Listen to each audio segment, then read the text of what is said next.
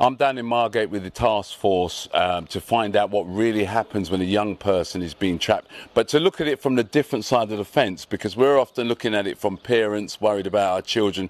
So today I thought I'd come down to Margate, where there is a massive problem down there, which is very similar to the problem in London, but it's escalating at a different level down there because children are being sent from London up to places like Margate to traffic drugs. So I thought I'd come and speak to a police officer and find out exactly the process behind how these young children or young people are being finessed into selling drugs, and in fact how they're being moved out and up and down the country. So I thought I'd come down and speak to you about it to get a clearer picture, maybe help save a life, or maybe give a parent information, valuable information they need to help their children. So how does this thing take place? Yeah, I think the important message to get across is gangs have become a lot more sophisticated in the last few years. So, for example, they will target vulnerability. They will come down from, say, London, and they will hang outside chemists looking at people picking up their methadone, outside places where you pick up your benefits or you receive drug treatment, outside schools, outside children's homes, and they will look for that vulnerability. And then what they start to do over time is start to complete their lists of vulnerable, particularly vulnerable adults and young people. And they come down in a team, and they will exploit that vulnerability. One example of that would be what we call clean skins. That's a young person with no criminal background at all, and their only vulnerability would be something like bereavement in the family, or parents or carers are arguing. But what you'll find is gangs will sometimes have people in the school of the same age that we call peer groomers, who will look for that vulnerability, and they'll befriend them and say, look, I understand how you're feeling, you've had a death in the family, have some freebie cannabis, that'll make you feel much better. And they allow that to happen 5 or 6 times, and then 7th, 8th time they suddenly turn around, says, my boss outside now wants 120 quid plus interest. If you don't pay it, I'm going to send someone down to stab you, your little sister, your little brother, your mum, dad, carer. It's a very powerful process of grooming, and you can argue they haven't got much choice. So they're actually put in a position where, like you said, they don't have a choice whether or not they include this debt or not. They're just given this debt by what you, and this is the important thing, this is what I want parents to listen to. You spoke about them being groomed in schools. Yeah. This is what I just go over that one more time, because this is so important that children are being groomed in a school environment. Yeah, so what you've got is some young people in a school who may be connected to gangs, and they will be directed by the elder gang member to look for vulnerability. And one of those examples is a clean skin. And they will go through a process of befriending them, saying they understand how they feel, and then they offer them this gift. That gift could easily be food or other kinds of drugs, but mainly it's high-strength cannabis. And they allow that to happen for a period of time, and the whole point of that is to suddenly confront that young person with a big debt that they have no way of paying off. So that's why we say they haven't really got much choice in being part of that gang, and that process can be really slick. It can occur going from clean skin to dealing on behalf of the gangs in a 12-week period, and that's what I mean by the sophistication of gangs now. So in a 12-week period, a child, a seemingly normal child, could go from being a normal child at school to somebody who is selling drugs on the streets. Yes. Because of a debt that they've accrued, because they were finessed into believing that somebody cared about them, etc., etc. That's how sophisticated it is. Yeah, and it all becomes about coercion and control once they've established the debt. And I think it's during that period of grooming that the most important thing that we're doing is keying into the schools, engaging with young people and saying, this is the grooming process, please be alert to it and respond to it and offer support as peers to other people your same age to try and protect them from that. And all I've got locally when we go into the schools is a really resounding response to saying, we want to do something about this. And this input we've got has really helped us in understanding in supporting our friends that we do see as vulnerable. And what you do find is many of the young people are aware of some of these tactics. So we learn as much from them as we give ourselves in terms of knowledge. Because there's a lot of fear amongst young people, and this is one of the things we discussed when we had that wonderful presentation, is that young people know when somebody is being enlisted in a gang, but they're scared to help. Is that how's that? Are they just scared of authority? Are they just scared of the gangs and repercussions? I think the reality is there's some recent research that has kind of labelled young people in that situation as passive observers, and what's happening is they're seeing it happening, but they don't feel that they've got the skills to intervene, to support, to disrupt that grooming process happening. So for us, the key to that is really helping them in school inputs to role play those scenarios and start developing the skills to support others of their own age and intervene at the right time. That's amazing. One of the alarming things that jumped out when we had our talk this morning was how young people see risk. Yeah. That jumps straight out at me. That most young people in that survey. Can we just talk about risk for a second? I think that's really important to talk about risk, how young people see risk. Yeah, it's something that's really surprised me in terms of what young people see as low risk.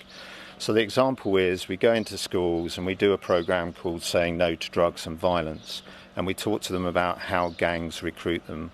But then we talk to them about what they see as low risk and high risk behaviour, and what we're seeing is a trend where young people see high risk as talking to a police officer, but the low risk things are carrying a knife, taking free cannabis from a stranger, taking alcohol from a stranger, and just accepting gifts in general is seen as a low risk behaviour. But then what we say to young people is those low risk behaviours are the very behaviours that the gangs use to groom you with. So we turn that on its head. But that is surprising. I'm not too sure what's happening there in terms of what you would think would be common sense is high risk, they perceive as low risk. So that's why we put so much effort into getting upstream and getting into the schools and helping these young people have the skills to help each other. So, I mean, this is all really interesting stuff, and I know that a lot of parents will be listening to this and saying that their child will never be involved in that lifestyle. I think it's a thing that, we all try and know our children, but we can only know them so much. I was alarmed when I heard at the level of it happening in schools, and so I as a parent, would be surprised if one of my children were being groomed in a school environment. So this is really sort of as an informative point for parents, and I think they should take note of this, is that it does happen at a level where you have no control, because it's done at a level where they're out of the house, they're in an environment where they're supposed to be safe, and yet you have peer groomers within the school environment. So if you have something that you would say to a parent who is concerned about their child, what would that be? If you could send a message to a parent that was concerned about their child? I think it's taking note of videos like this where we're trying to raise awareness of how the gangs recruit. So for parents, what I would be saying to them is look for those really early signs. That may be a change in behaviour when they're given high strength cannabis. That can alter their moods, so you might see a distinct change in mood. You could see a distinct change in clothing where they're wearing designer stuff or they've suddenly got money. What we do find is if someone's suddenly confronted, a young person is confronted with a drug debt, that can manifest in the home as verbal abuse towards parents, grandparents, siblings, a sudden change in behaviour, or suddenly stealing something in the home. So it's looking for those little signs, but the moment you identify those signs, it's engaging with the school welfare officer and talking that through, or talking to the likes of ourselves, and we can offer the appropriate advice. There's some great advisory documents on the internet around parenting advice, and just type in parent advice for young people affected by gangs, and you can find that. There's quite a bit available on the internet. Oh, excellent. And just finally, I just want to touch on a subject really quickly. This is another point, was the use of children up and down the country. You know, children are now not just situated and selling drugs where they live. They're being placed in towns like this, up in Margate, and they actually live in areas like Tottenham or Haringey, and they're ending up in Margate. How does that happen very quickly? How does that work? I think that's very much a product of really a sophisticated way of grooming. What you will find is that the gangs will, in a really fine way, hone into vulnerability. And I think a bit of advice for parents as well is to, if their children start climbing out of the bedroom window at night, in the early stages, that's the point to try and get the support for that young person, because what may be happening, it's not always the case, but what may be happening is that they will be linking up with gang members who will be taking them off somewhere to deal drugs on their behalf. And the reality is, the gang members that are arranging that are taking none of the risk. All of the risk falls with that young person. Child. They're fronting really high risk there. So if they get caught, they get prosecuted for drug dealing, or if they lose those drugs, they will get attacked because they incurred a debt with the gang. Stories of that. So one of the biggest challenges for us, I think, in the coming years is working much better together in an integrated way, but not just locally, but working more closely with our London partners and with other seaside towns. Because what we're finding is there is a potential patterning around children being taken to other seaside towns or up to London, and vice versa, other seaside town and London's children being brought down to us and trafficked to deal drugs. So that is a really big challenge, but I think that internal trafficking reflects the sophistication of gangs as they operate now. And it's our responsibility to actually work joined up and counter that risk.